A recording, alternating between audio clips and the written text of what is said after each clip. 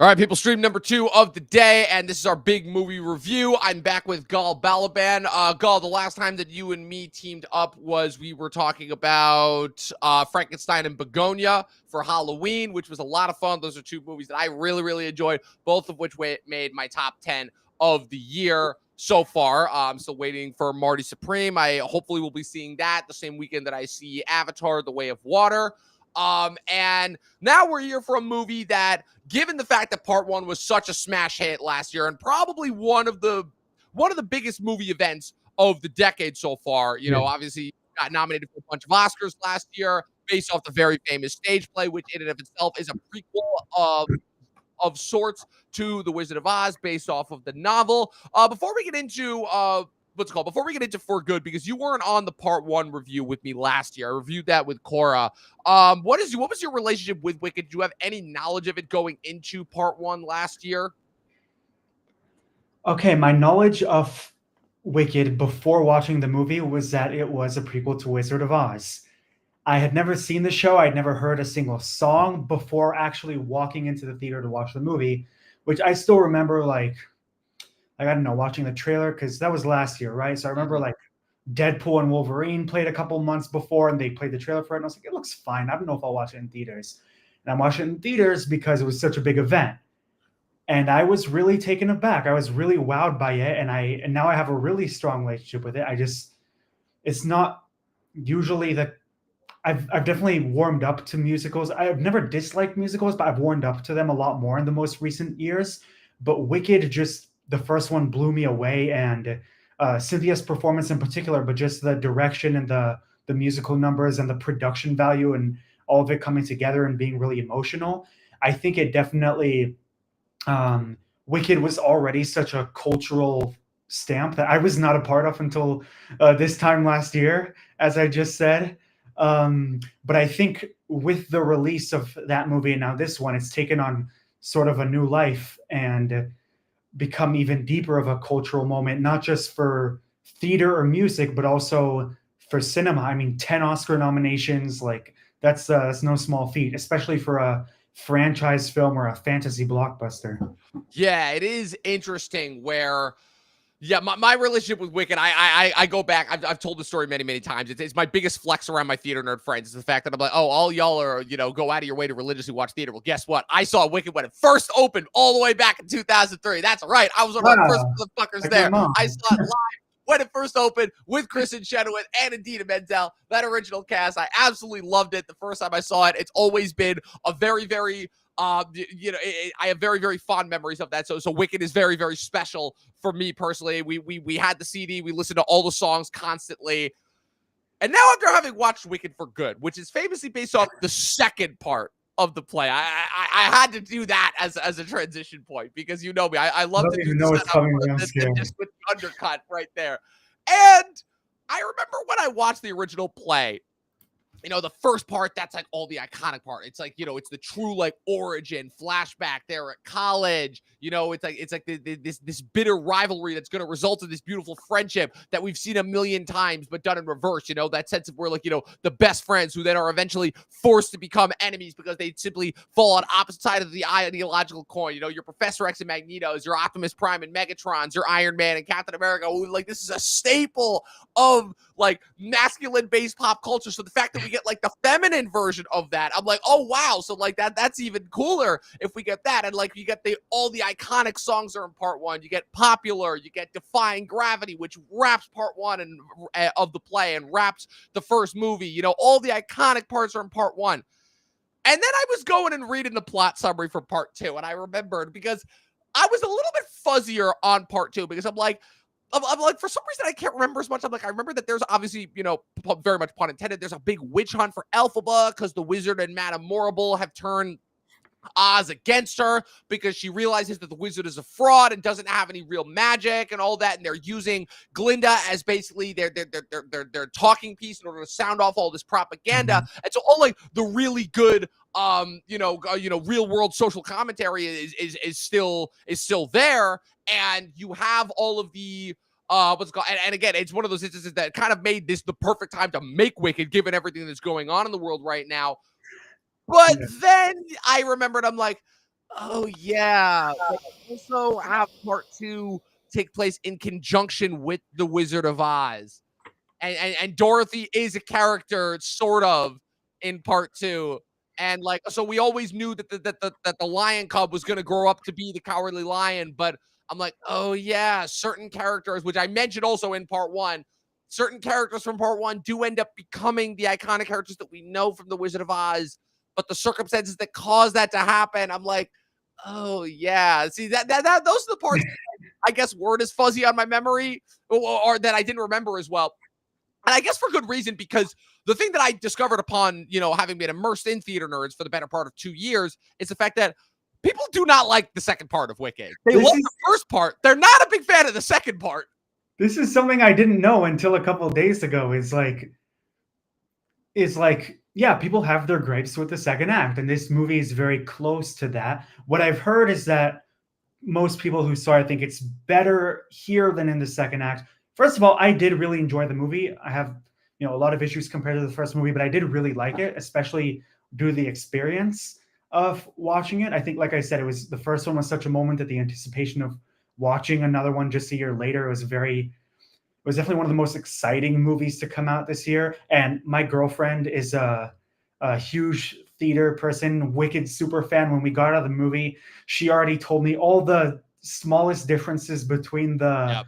the film and the show. So that was also a great experience. But yeah, I get what you mean that like it was kind of like when I watched the second season of The Last of Us, which again I think is I really enjoyed, but it was like people were like, yeah, but some of the fans actually don't like the second game. So if they say Oh, true to it, we well, won't like more it than too. some. More than some. More Let me than tell you. some. See, I haven't played the game, so I was never in the fan base. But I'm like, it's kind of like learning that too. That like, yeah, you know what? Act two of Wicked was actually pretty flawed all along. Like again, Yeah. I'm like getting to know all of this uh, for the first time in terms of Yeah. like the Wicked lore. But It is always kind of funny when you like are kind of new to something and you discover like not just the relationship that fans were already aware of the property have with it, but fans yeah, who are kind of jaded towards certain of the follow-up efforts. Because let me tell you something, the Last of Us comparison is a very very good comparison. Because let me tell you something, I don't play video games. I've never played video games, but I was obviously aware of what the Last of Us was because of just the cultural impact that it had. And let me tell you something, the turn that fans had on that game when Last of Us 2 came out, I and you remember had that. Abby beating the ever living shit out of Joel to beating his head into a pulp. Like the turn that fans had on that game has to be studied to be. I remember that, and I had like the blind experience. So then I remember like my dad texting me from a flight, like the same experience after season two, episode two. Again, I'm not saying like good or bad. Like I haven't played the games. Great if you have. Like I'm not like saying good or bad, but it's just kind of cool that way. Like like so my girlfriend also was like, oh my god, yeah, watching you watch whatever No Good Deed for the first time was so cool. Like It's so which funny because literally it's like because I was started watching because I had gotten Last of Us season 2 spoiled for me because I'm never gonna play this game. I'm like, why is it that people hate Last of Us 2 so much? I'm like, it can't just be because they introduced a butch lesbian. That would be fucking stupid. And then I found out I'm like, oh no, it's because the butch lesbian killed Joel. I'm like, oh, okay. And then I found out it's like, oh, and they also tried to retcon it to be like, oh, Joel was just an asshole and deserved this the whole time. And I'm like, what? I'm like, what? No, I'm like, that could no, that's not the Joel that we were introduced to in part one. That makes no sense. And then I started watching Last of Us season 2. The first episode was but I wasn't a fan of it. I'm like, all right, it's the first episode. I got to find out what happens. And then they killed him in the second episode. I'm like, all right, I don't need to watch this anymore. And then I didn't. And the drop in viewership reflected my choice because literally, like, nobody watched the last 5 episodes of that season. Like, not I a still single think person. it's really good. I get why people have a complicated relationship with that turn in the second episode of Last of Us season two. I totally get it, but again, as someone who like wasn't already going in with like that, like, oh, please don't let them redo this in the games.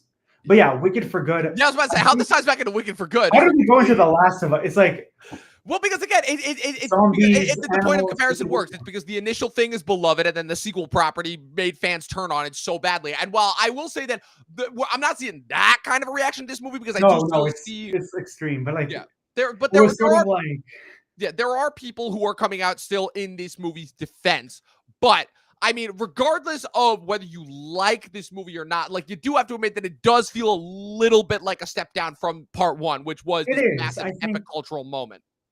it is. I was thinking to myself when I saw the movie, not that I wasn't enjoying it, but like if this was the first Wicked film I had seen as someone who was very apprehensive, like just not knowing Wicked or not thinking this was for me, like would I have been won over the same way when I was watching the first movie? Just because the first movie, I'm gonna make another bad-ish comparison, but like take like the pacing of Wicked versus the pacing of Wicked for Good is like the pacing of The Last Jedi versus the pacing of The Rise of Skywalker. Very In much so. Wicked, everything is allowed to breathe.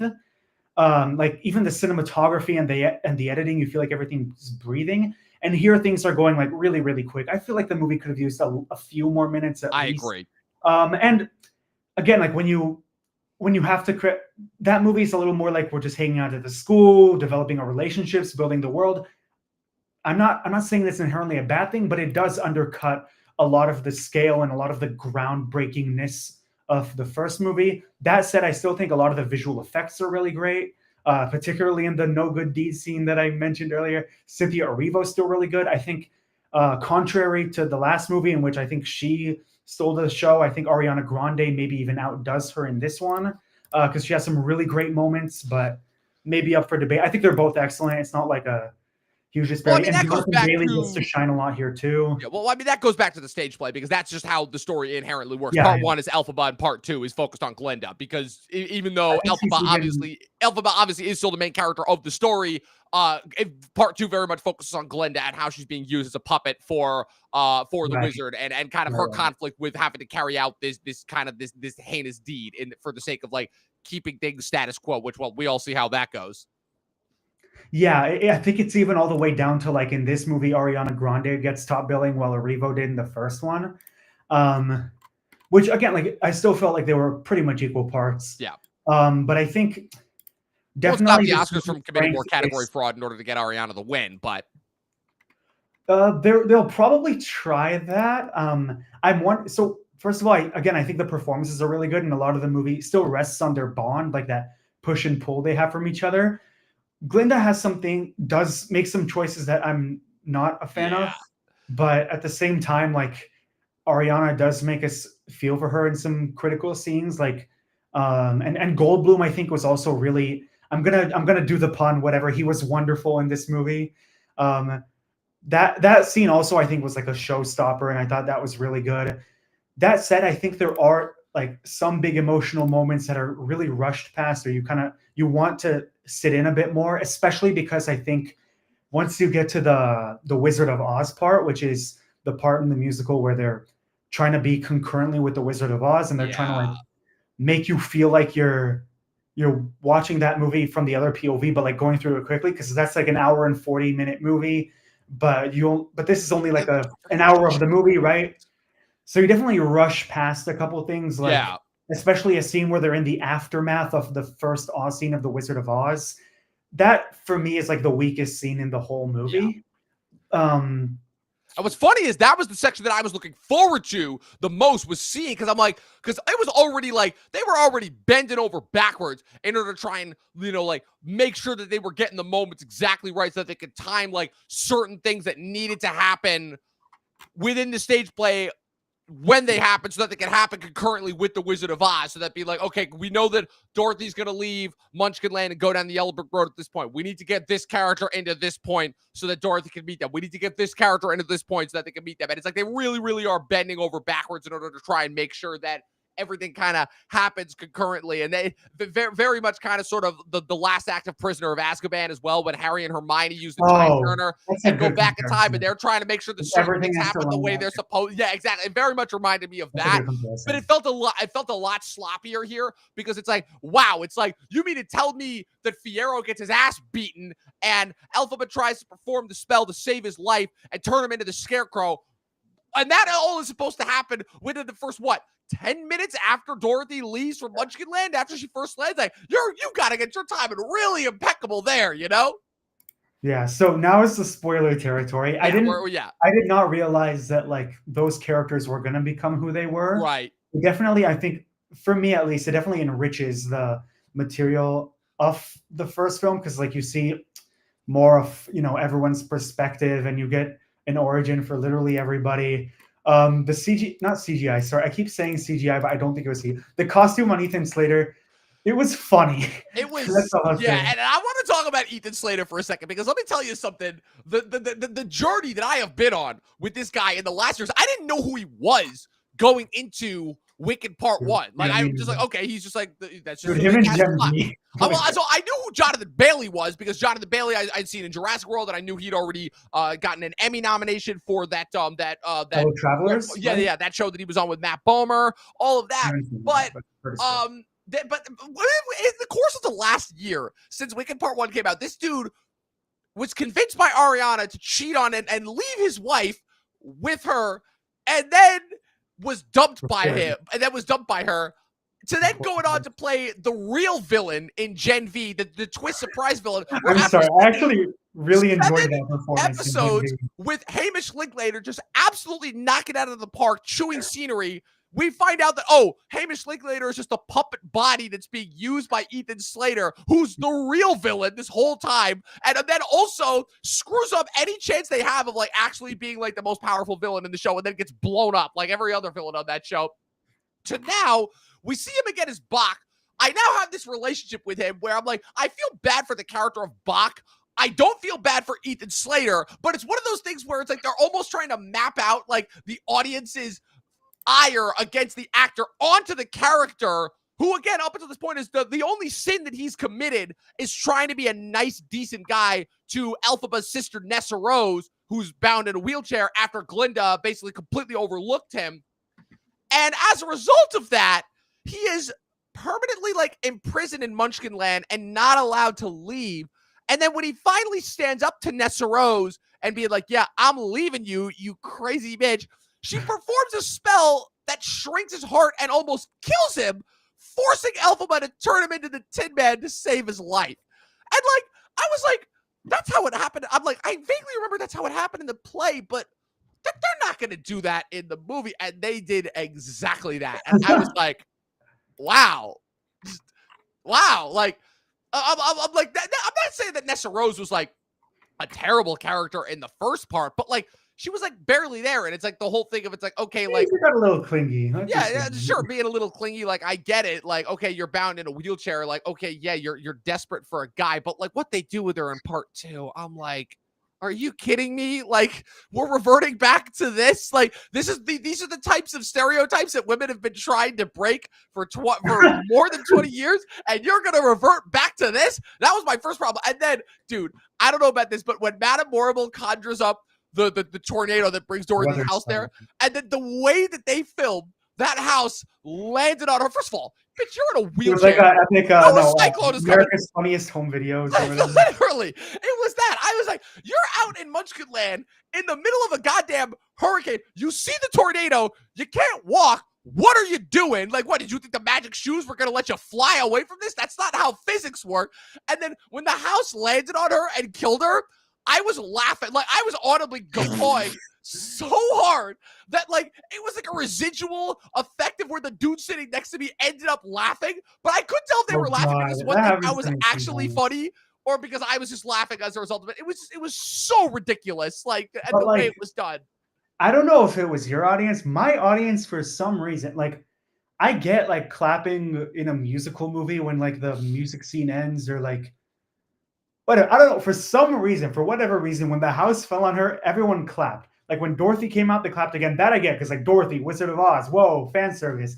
But like when the house fell on her, everyone was like, they were clapping. This is like fan service. They were clapping because this piece of shit, one-dimensional character who was completely screwed over by the original source material died in one of the most unceremoniously embarrassing ways known to man, crushed by a goddamn house. Like, and you remember the visual from the original Wizard of Oz with like the slit, like you can still see the slippers sticking out from under the house. And like in a 1930s like show tunes-esque movie, okay, that's fine, but it's like that's comical. I'm sorry, that's a Looney Tunes. That's literally a Looney Tunes sketch. And that's within what, the first 20-30 minutes of the movie, right? Or like that's like right around the halfway point when that happens. I think it's more halfway, like an hour in. Yeah. I do think like this might just be a me thing because not everyone agrees with me. Maybe this is because the pacing is a little overly rushed, but it did feel like a pretty quick 2 hours, 18 minutes. Like Yeah. the first one, like I think earned its runtime, but you felt like it was long. This one, Yes. I feel like you could even have used more. But again, I think for all its flaws, I do think there is some good to. I mean, a lot of for good. It sounds like it's fun when Ah. I'm saying it. I do think I enjoyed it a lot more because of the experience. When you think about it, a lot of the parts do fall apart, but I think I do want to point out a lot of the qualities that make this overall a really good movie, in my opinion. I know we differ there, but which is, I think, first of all, like I said, the main trio. Do we want to call them a trio? I don't know. The love triangle, I mean, the not love the triangle, the triangle love itself, but the quadrangle. Yeah, performances. but Yeah. you're talking Elphaba, Glinda, and Fierro, right? And yeah, and Jonathan Yeah. Bailey, like their Yeah. performances were all really good. I think their duet is Cynthia and Jonathan Bailey have a wonderful duet. No Good Deed is a really excellent bit. All the production design is like 10 out of 10 again. Could win Oscar #2 in a row for Nathan Crowley after I think 6 times of not winning and then winning for Wicked. The costume design is again brilliant. And I think again, like the visuals, the direction, there's a lot of energy. I think similar to the first movie, I will say this a lot because a lot of the greatness this movie has that doesn't hurt for the first one, but like there is a lot of joy in the choreography and the performances. Um, like you can tell everyone's having an amazing time and is just so lucky and privileged to be there. Even Michelle Yeoh, who is not like, to my knowledge, a trained singer. I think she does a pretty good job with what she's given, and I really enjoyed her role. Jeff Goldblum, like I said, I think is um, terrific, and overall, I think it continues the journey of the main characters in an interesting way, even if um, it's not. I don't think anything quite reaches the heights of that crescendo of defying gravity at the end. Yeah. I still think there's a lot of moments that will satisfy, but it's been especially because I now feel attached to this property because of how much the first movie just cast a spell on me and a lot of others. I think kind of my issues with this is the fact that given all of the pomp and circumstance and musicality of the first part, what really impressed me as a diehard Wicked fan, and again, this is something like I attribute Wicked with kind of being the first thing that really taught me about like not so many different things that are so prevalent today, the idea of corrupt governments, using using these popular iconic figures as means to and enforce their rule and enforce fascism. Exactly. The smoke and mirrors, if you will. And the fact of the villain often actually being somebody who is attempting to fight against this corruption, who's just been labeled as, kind of this villainous figure because they need kind of a villain for their narrative and all of that. And like all of that stuff is so, so good and so prevalent and really kind of ahead of its time when you consider the era in which Wicked the stage play was released. Yeah. It was around 2003, height of George Bush era 1, when the country was just in such a completely different place, still recovering from 9/11. But now when you consider everything that's happened in the world in the last 20 years since then, and you consider that, like, wow, just how perfectly timed that first part was. And really what disappoints me the most about the second part is the fact that those themes are still there. Very much so, because now you're seeing the payoff, the enforcement of, okay, now they're not kids in school anymore. They're all adults. They've all moved into this new phase of their lives as they're dealing, with this new era of fascism, essentially, that you see that Oz is under, that you wouldn't have even considered if you had just seen The Wizard of Oz, because The Wizard of Oz is not a story about fascism. It's a story just about whimsy and fun and adventure. And and then for them to take that and for all those themes to kind of get lost in these very silly one-dimensional caricatures that they kind of reduce a majority of the characters to, the wizard is ultimately just like doing a song and dance number with Elphaba to try and convince her, and then she still says no. And so they're gonna, oh my God, I hate that I have to do the mental gymnastics in order to sum up the plot. So they're going to try and lure her out when Glinda comes up with a suggestion to try and do something against her sister. And then the wizard and Madame Morrible take that as like, oh, we're going to conjure up this hurricane to kill her that just then happens to bring Dorothy here. And I've got some thoughts and theories about how they handle Dorothy, because, again, Dorothy's really not a character in the Wicked stage play, she really is just a background Symbol figure. more. But but they make certain changes with how the other characters perceive her in this movie that I'm kind of not a fan of at all. Because the thing that I like that Wicked still maintains, because it's kind of integral to the conclusion of Elphaba's arc, is the fact that Dorothy is ultimately still kind, and ultimately is kind of a victim of circumstances that she has no control over. And it's kind of those thought processes that it allows Elphaba to kind of come around and make the choice that she makes at the end. Because up until this point, she's kind of just mad at Dorothy. She's, she assumes that Dorothy is just this other pawn in the Wizard and Morable's game. Oh, you've killed my sister, and now you've taken those shoes. You had no right to take those shoes, which were kind of, and which were, the only thing left that I had of her, And so you have all of that you have to take into consideration. And then, like you said, it's the pacing issues. It speeds way too fast towards its finale. It doesn't give you the proper time to kind of wrap up and say goodbye to these characters. And then probably my biggest flaw that goes all the way back to the stage play musical is the fact that Elphaba kind of just gives up. She literally just gives up, and it's like, oh, you wanted the Wicked Witch, you got her, but she doesn't actually do anything wicked. So she doesn't have the Magneto moment, the Megatron moment, where it's like, oh, because that's the thing that makes all those stories good, is that you spend all that time being like, okay, we know those guys are going to become the bad guys. When do they, break bad and become the bad guys? And you have the Megatron blowing a hole through Optimus in Transformers 1. You have the Magneto killing Sebastian Shaw and simultaneously really hurting Professor X in the process. You have those moments where it's like the people who are going to become the villains until you're expecting, okay, is Elphaba going to become the Wicked Witch of the West? And they had a chance to do that because they don't do that in the stage play, but they could have done that here, and they don't. She's like, oh, my mind has changed, so I'm just going to pretend to die. And then it turns out I faked my death, and I'm going to run away with the Scarecrow, who's revealed to be Fiyero. That's the other thing, too, also. You just see Bach become the Tin Man, but all that you see of Fiyero is he's dragged away and beat, presumably to death, by the Oz soldiers, and Elphaba performs the spell to save his life, and you see the straw growing on him, but you never actually see him become the Scarecrow. But I understood it. It was pretty clear. You understand why. And that's handled exactly how it is. He will never die with my spell. Right, exactly. Scarecrow. And that's handled exactly the same as it is in the stage play, where the stage play ends after everything is wrapped up with Fiyero as the Scarecrow coming in, opening up the trap door. She comes out and she's like, and he reveals himself to her, and then they go off into wherever, onto Arrakis, honestly, the world between worlds, if you will.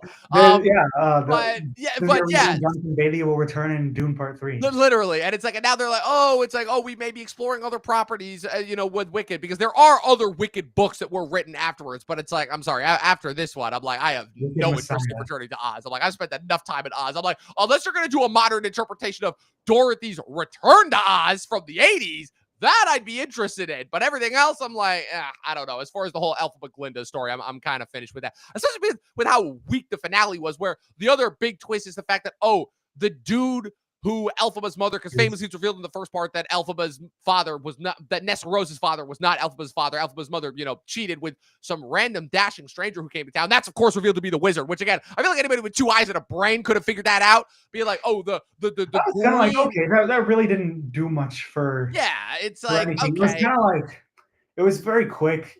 I feel like, I don't know if it was too much or too little. Glinda's sort of cleaning up house moment where she's like, "Wizard, you're fired. Madam Morrible, you're fired." I'm making her sound like Trump, but the wizard is more like Trump because he's the one who's like, I'll lie and they'll believe me more." That's the funny comparison I made during the Wonderful song. But yeah, what you said about Dorothy, in this movie, you see her more as like, oh, she was just a whiny little girl. Why did we like her? When I think it made an interesting point. I don't know if this movie would have really had time to make Dorothy a character of any way. Dorothy's empathy sort of could be what shook Elphaba. Here it's more of just like, I'm tired and I want there to be peace in Oz, and that can only be without me. Right, and that's ultimately, again, my biggest flaw is ultimately the Dorothy of it, where I'm like, because again, this is the thing, this is in a weird way the chance that they had to improve over the stage musical. Because again, in the musical, again, Dorothy is just this background figure that everybody is referring to, that is dependent on the audience's knowledge of the Wizard of Oz. If anything, one of the best descriptions that I've heard for harder to Wicked, suspend disbelief because it's like right, a $200 million movie. right, You and would at least go so. hands. But so I think the best description that I've heard of this so far is that it's a Marvel movie for theater kids, essentially, where again, Marvel movies have this thing where they will deliberately play out storylines without setting anything up based off of audiences' expectations of how certain things go in the comics, right? Like they're like the Winter Soldier, they're setting you up for the Winter Soldier twist being Bucky based on, the audience's knowledge that they have read the Winter Soldier arc and know that Bucky is the Winter Soldier without necessarily having to have seen the first Captain America. Kind of sort of the same thing here, where It's like, yeah. Right. The only difference my here, heart is kind of like when Elizabeth Debicki says Adam at the end of Guardians 2. Pretty much. And so that's actually There's exactly Carnage, my favorite. Pretty much. And so it's kind of the same thing here, where the only difference that in the stage play, I don't think they cast anybody as Dorothy. They just have her there in the background. Whereas here, Dorothy is a character, sort of. I'll get to that because I have a theory on what they actually did with Dorothy. They did her in the movie, sort of. But again, it's the fact that, and again, this is a chance where they had to improve over the stage musical that unfortunately they did not, and I think it hurt the movie, is they had a chance to make Dorothy an actual character. And I think that if they had done that, and if they had actually shown the interaction between Elphaba and Dorothy that we all know from The Wizard of Oz, but if that had happened, like, in this movie, but from Elphaba's perspective, and knowing everything that we know now about what Elphaba has gone through to lead her to this point, to make her the Wicked Witch of the West, right? Mm-hmm. If they had done that and actually had Dorothy be the reason as to why Elphaba made the decision that she made in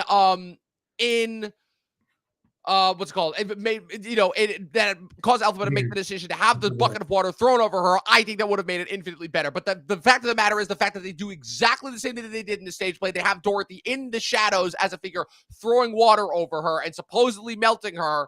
And then everything just returns to status quo. And then Glinda uses the impetus of, oh, I know that you're Elphaba's real father, and I'm going to use that against you if you don't leave. And then they just write it off as a joke, being like, oh, as Dorothy's screaming to the wizard in the distance, take me with you, take me with you. And Glinda's like, oh, well, nobody ever really liked her anyways. I'm like, well, what are we doing here? Like, this is just supposed to be like a one-off joke. And that brings me to my point about Dorothy, which before we wrap up, I know you got to head out soon, but which is that, so there is no credited actress playing Dorothy here. She's since come out and revealed herself. Her name is Bethany Weaver. Sure, what I understand. But she's only ever kept at a distance. You never see her face. The closest that we get to her is a POV shot of like a GoPro of her legs, right? When the flying monkeys come and pick her up. I think she's a deepfake AI character. You cannot convince me otherwise. I am fully 100% convinced. Sure, there's an actress that's coming out now to convince her. I don't buy that she was there on set for a minute. I think that was complete deep fake. They were early experimenting on. They will not make the same mistake they made last year with The Brutalist and admit to using AI, but we all know that they're using it to some extent in all of these big Hollywood productions. I'm telling you, until somebody comes out and straight up tells me, no, this actress was here on set filming these scenes, I am beyond. Yeah, she just posted on Instagram today, actually, 8 hours ago. It says, Bethany Weaver, what an honor it's been to walk fellow Yellow Brick Road, my fellow witch hunters, blah, blah, blah. And she posted a bunch of photos of her on set, including with the actors who play the rest of the gang. I guess just my whole thing is, then why wouldn't they make that part of the marketing? Like, if the whole impetus of this movie is the fact that, hey, this is in conjunction with Wizard of Oz. This is a Wizard of Oz retcon. I think it's like a Michael Jordan in Air sort of thing where it's like such a big present. You remember their reasoning they had for like why we don't want to show? I can't believe I'm talking about Michael Jordan in a Wicked episode. But I'll tell you what, not showing Michael Jordan's face in Air was like, he's so big, he's so mythical, and that's how they see the main character of the Wizard of Oz, a 1939 project. Like, we can't put a face to her just because it's not like we just have that Judy Garland image in our face. Like, it's just mythological level. I hear what you're saying, And I do understand the point why they did that for Air. It actually made sense for Air. And also the other thing is that that's the thing that they said. That's not the reason why they did it. The reason why they did it is because the movie ultimately was about the shoe and the fact that kind of how that contributed to Michael Jordan's legacy ultimately. That's what the movie was about. But the other big difference, they still cast an actual actor to play Michael Jordan that you could tell was there on set. Like at the very least, like, even though they never showed his face, you could tell that there was another actor in there with all those guys filming those scenes. Unlike here, where again, the way that they film it, it's very, yes, I know that there's an actress now that's coming out and saying, oh, what an honor and a privilege it was to film with all those actors, all my fellow actors. But why didn't we see her then? Like that's very suspicious to me. Why they kept her in such an arm's length? And she's just Tilly Norwood, and then that's your opinion. Just saying. So it's a major conspiracy theory. I'm probably wrong. I hope I'm wrong. But it was just one of those things where I'm like, this is a little too suspicious for me. So what was your favorite song, though, from the movie? And that's my other big problem that I had, too, as well. I'm glad that you brought it up, is the fact that unlike the first one, where, again, Popular and Defying Gravity are two of probably the most iconic songs in the history of Broadway, and two of my personal favorite songs. I've listened to both those songs. I know every word to them.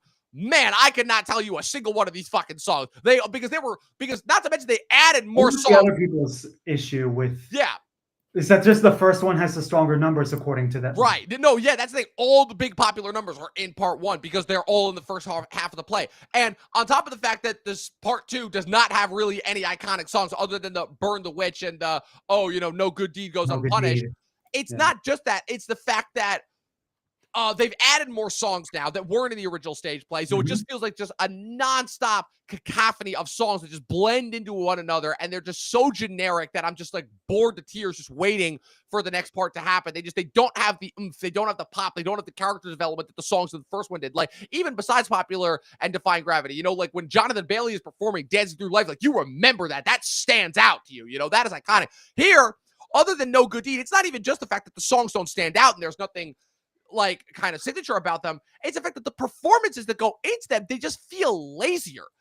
Most of the time it just feels like the actors are just standing making certain gestures, in front of a green screen. Like there's no insane, like awesome choreographed numbers. There's no like kind of real major character development. You don't have like Elphaba learning to like fly the broom. It's just like, oh, they're just singing about and narrating the events of the plot. It's ironic because I think the only time that something actually happens with a song is when Nessa Rose enchants the shoes. And like I said, the big difference here is that rather than just walking like she does in the stage play, she flies here.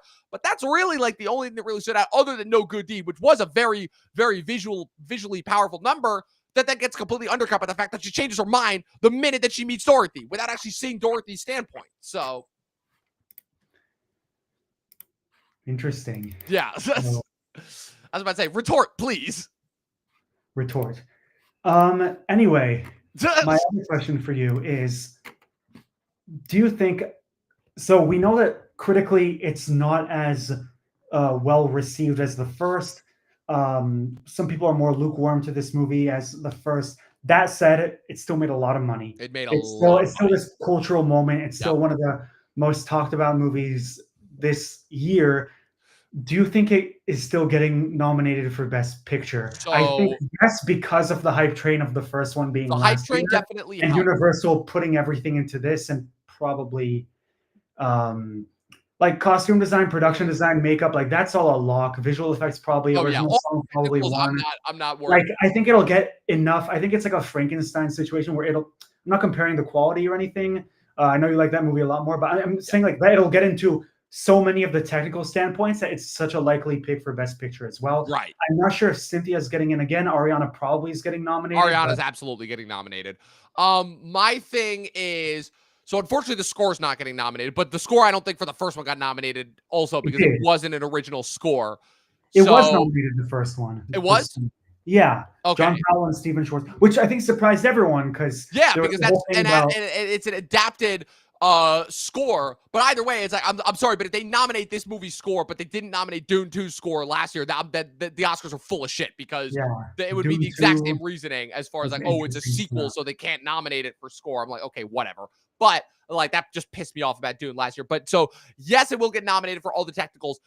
And Ariana will get nominated. You're right. I'm not sure if Cynthia will get nominated only because of how crowded Best Actor, like Best Actress is crowded this year. I still don't know. I still have like only don't 4 know. locks, and I still don't know think who the 5th one is going to be.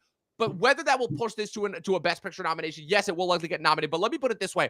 Up until this point, I was convinced that Avatar 3 was not getting in, that Wicked was going to get the blockbuster slot, and that because there were so many other like kind of well-received, critically acclaimed, smaller movies, that Avatar 3 was not going to get in this year the way that Avatar 2 did. Now I'm not so sure.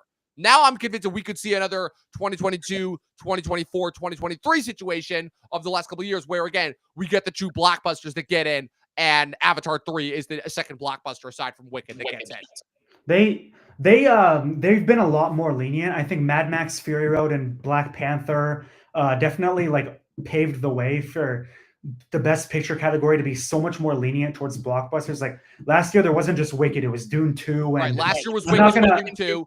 I'm not going to say like the Oppenheimer, and then I'm not going to say like the substance is a blockbuster, but it is like a very much a genre horror film. It's out of their comfort zone. So I still think there's room for both this and Avatar, and I think both the studios are going to push huge. I don't think if this had come out 5 years after Wicked Part 1, I don't think it would have gotten the same attention besides costumes and production design.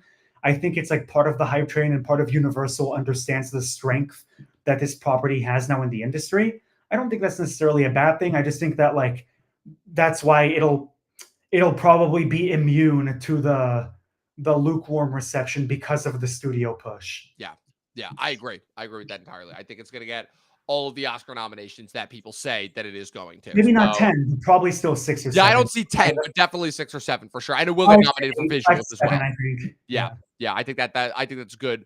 That's a good confident number to have. Yeah, like I said, because Best Actress, I'm really lost on, because right now the contenders that I have, Jesse Buckley, Hamnet, Rose Byrne, If I Had Legs, I'd Kick You, Chase Infinity, One Battle After Another, Renata Rensby, Sentimental Value, Amanda Seyfried, Testament of Anne Lee, Emma Stone, Begonia, and Erivo is like at the bottom of all those people. Yeah, so I think it'll just all depend on the strength of Wicked for Good at the awards themselves, because I think, again, Wicked was such a powerhouse in last year's nominations that Cynthia had no problem. Right. But now that we've already been used to like, wow, look at her talented portrayal as Elphaba, I wonder if they'll. Right. Again, I think it'll just depend on how many more other categories. I didn't mention this, but another big blockbuster, Sinners, is like also kind of taking a lot of the attention. Right. So I think it'll just depend. Like, I think she has a disadvantage just because A, she was nominated last year. B, the second, it's like the second one is like, again, probably gonna not get 10 nominations. So I think, and yeah, Best Actress is just so competitive. Like, there are actors who are in films that are probably not going to get Best Picture nominated, but are still strong competitors for lead actress, like Rose Byrne and Amanda Seyfried for The Testament of Anne Lee, who are like, who could even get in over Erivo, even if the film's nominated for picture and their movies aren't nominated for picture. So it's going to be really interesting because there's so many amazing ones that even if there's a fantastic lineup of 5, we'll probably still have like a few more to point out. They're like, oh, those were also Oscar worthy. It reminds me a lot of the Best Actress race of 2021 when there were like 10 different people that could have gotten in, and then 5 people did, and it felt like there were a couple of people who should have gotten in that didn't. But like, I'm very worried. You're talking about what? Are you talking about the year Jessica Chastain one? The Jessica Chastain. Yeah, I definitely agree. Yeah, Jessica Chastain, Olivia Colman, Nicole Kidman, Penelope Cruz, and Kristen Stewart were our 5. But that was also the year Alana Haim was being strongly considered for Licorice Pizza, and there were a bunch of others that I'm not remembering. Rachel Zegler, Jennifer Hudson was that year. Yes. Lady Gaga for Gucci. Yes, all of that. Yeah, it was crazy year to say the least. And we are in for another incredible Best Actress here. It's funny also that you pointed out Sinners as being the blockbuster choice, because for me, I'm like, right after The Substance, because I'm like, because to me, Sinners is the substance of the year, where that is the big kind of genre horror piece as well, because like that's, it's a vampire movie ultimately at the end of the day. Will also be this incredible art house homage to the Deep South and the music that came out of that out of the Mississippi Delta and that specific era as well. I only mean blockbuster as in it made close to 400 million. No, I get what you're saying too. I trust me, I get it. It's like the EEAAO, where it's like I don't even know, like Yeah. The You always I don't get even the know. two The favorite that traditionalist came out in the spring You and made a always lot get of the money. two I don't know. It was traditionalist a mega very bad blockbusters, comparison.